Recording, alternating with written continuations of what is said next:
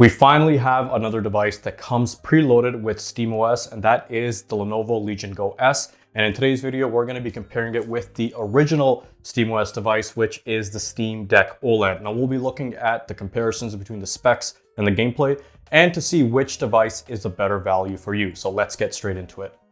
Now, just a very quick disclaimer before we begin this video. The intent is to be objective and fact-based as possible, and I'll leave my opinion at the very end.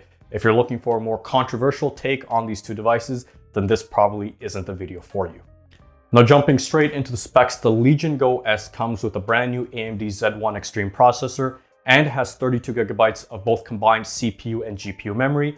And this device in particular has 1 terabyte of SSD storage. So very fast storage. Now, this does come in different variations, both 16 gigabytes of RAM and 512, but that is dependent on what kind of operating system you get. So there is a difference between the Windows 11 and the SteamOS version of the Legion Go S.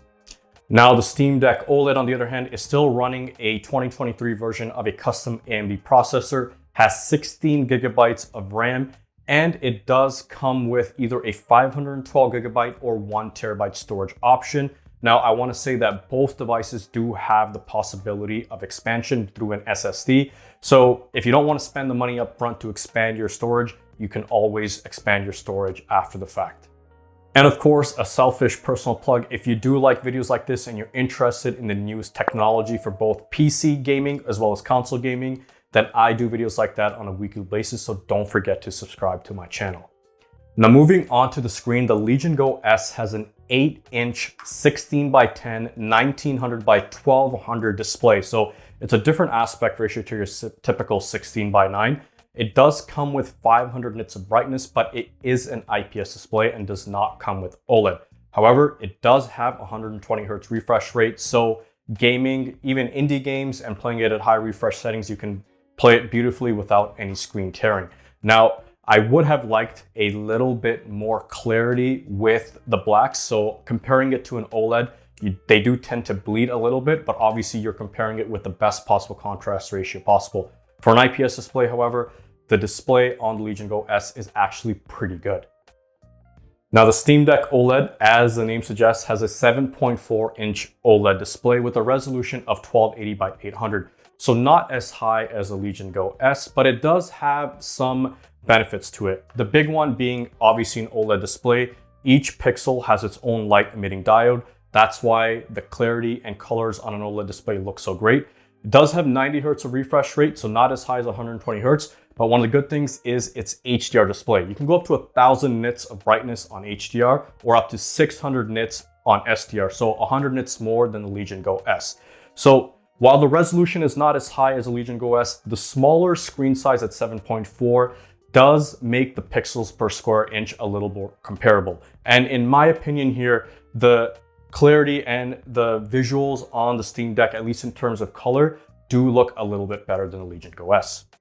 Now, moving on to the ports and button layout, the Legion Go S has 2 USB-C ports on the top, both for data transfer as well as power. You get a volume rocker button, as well as you get the standard L1, R1 buttons. The cool thing about the Legion Go S is that the travel for the L and R2 buttons can be modified by using the sliders on the back here. So if you want a very feather tight trigger, if you're playing a first person shooter, you can change that, which is a pretty cool feature.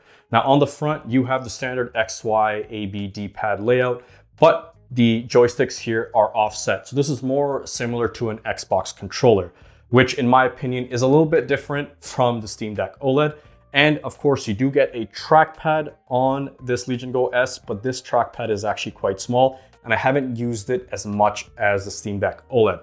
Now on the rear, you get 2 customizable buttons that you can customize for your liking, and you also get these 2 giant intake ports for a very capable fan on the inside. So this device does run very cool, and I recommend that if you purchase this device, do not put a case on it to obstruct this. These are engineered and modified this way to keep your device running cool for long playtime. Now, the Steam Deck OLED is quite similar, but it only comes with a single USB-C port. Everything else is exactly the same. You also get the same L1, R1, and R2 buttons, but you cannot modify their trigger point. Now, the plus side is for the Steam Deck is that you get 4 customizable buttons at the bottom. You also get the intake fans here. It's not as large as a Legion Go S, but this device is much smaller and is running a lower performing CPU. So the fan that's on this device is more than capable of keeping this device cool.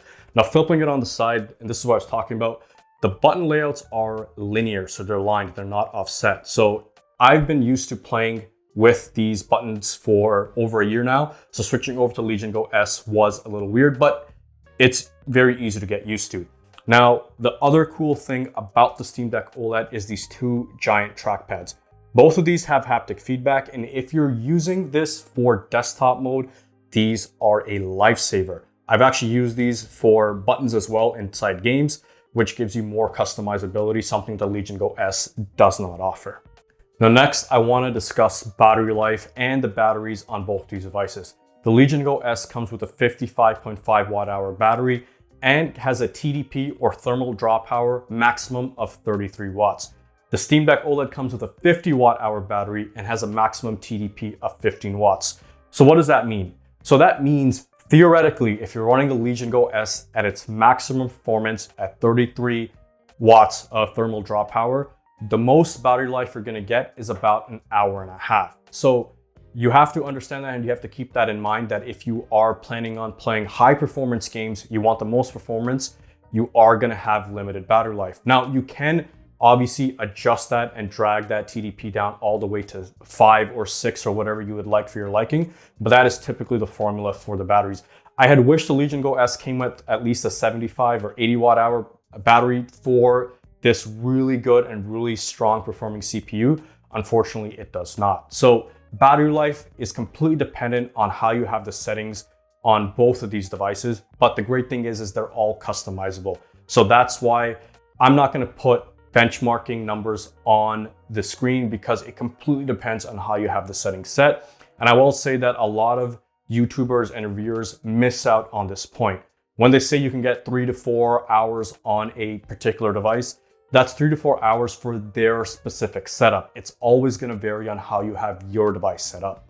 Now going into the gameplay, and objectively, the Legion Go S is a better performing device than the Steam Deck OLED. It has more memory and it has a faster CPU.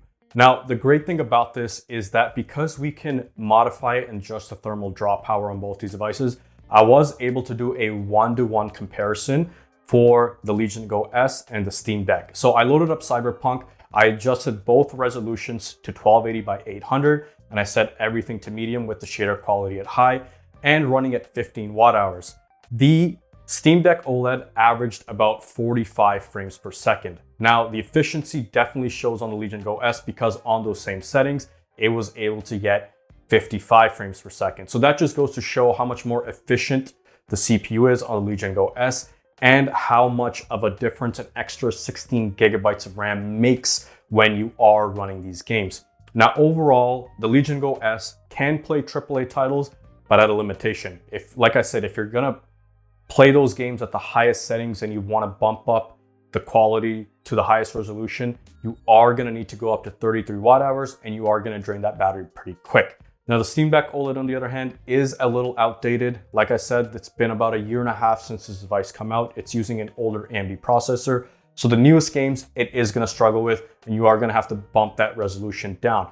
That being said, if you have a SteamOS or you have a Steam library with a lot of games from older generations, I want to say probably between 2010 to 2018, especially, those games run absolutely great on both these devices, especially the Steam Deck OLED. The OLED device is actually very, very good in terms of indie games, because those games just run fantastic. But overall, the gameplay experience for both these devices has been great for me. Games like Hitman, games like F1, all run very, very well and are extremely playable between that 30 and 60 FPS range. Now, another great thing for both these devices, because they are running the exact same operating system, is emulation. So through Proton, you can download a lot of emulators like the Dolphin emulator or the PSX2 emulator. You can run all the older games on both these devices with absolutely no problem whatsoever. So not only are both these devices capable of running modern games, but you can definitely go into all your retro and old games and run them all off of these devices. So that is a big plus for both these devices. if you want a emulation specific device and you want to save some money, the Steam Deck OLED is definitely the perfect choice for you. Now, going into pricing, I'm going to list out the prices in USD. That's where most of my viewers are from, even though I'm from Canada. The Legion Go S device currently goes for $829 USD, whereas the Steam Deck OLED is $549 for the 512 gigabyte version or $649 for the 1 terabyte version. So you can do your own analysis and you can determine based on your own budget which device would work best for you. The only caveat here is that the Steam Deck OLED is slightly older and it's getting to that 2-year cycle, and there are always rumors of an updated console coming out. That being said, I would still say that the Steam Deck OLED is still a very, very capable device, and it's definitely great for your library.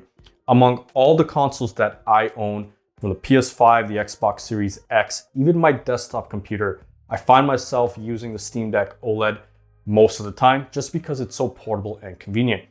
On the flip side, exactly for the Legion Go S, you might find yourself in the exact same situation. Even though it might be more expensive, that is merited based on the upgrade on the memory as well as the processor. So it all really comes down to what your budget is and how much you intend to use either of these devices. I also very briefly want to say that even other handheld devices like the ROG Ally as well as the MSI Claw can now be modified to run SteamOS. This is something that you'll have to install by yourself, but this is now a possibility now that Steam has released this operating system. So if you're interested in SteamOS specifically, you are never restricted to just these two titles alone. The convenience is that they come pre-installed with it. So let me know if you're interested in any of these devices, if you've purchased any of these two and how your experience has been. Let me know in the comments below. I hope you found this video helpful. I hope you got some information. And if you enjoyed it, don't forget to like this video. And if you want to see more videos like this, don't forget to subscribe to my channel. But until next time, I'll see you guys later. Peace.